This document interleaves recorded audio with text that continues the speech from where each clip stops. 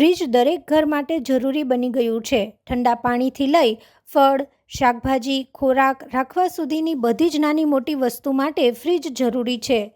જોકે લોકો ઘણી વખત જગ્યાનો ઉપયોગ કરવા માટે કે સુશોભન માટે ફ્રીજની ઉપર પણ વિવિધ વસ્તુઓ મૂકે છે.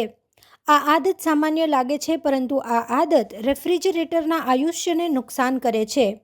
જેમ કે ફ્રીજની ઉપર કુંડા કે પ્લાન્ટર મૂકવાથી રેફ્રિજરેટર પર પ્રેશર વધે છે અને તેનાથી નુકસાન થવાનું જોખમ વધે છે. ઘણા લોકો તેમની દવાઓ સમયસર લેવાનું યાદ રહે તે માટે ફ્રીજ ઉપર રાખી દેતા હોય છે, પરંતુ આ ભૂલ કરવાથી નુકસાન થઈ શકે છે, કારણ કે ફ્રીજ ઘણી વખત બહારથી ગરમ થતું હોય છે. આ ગરમી દવાને અસર કરી શકે છે.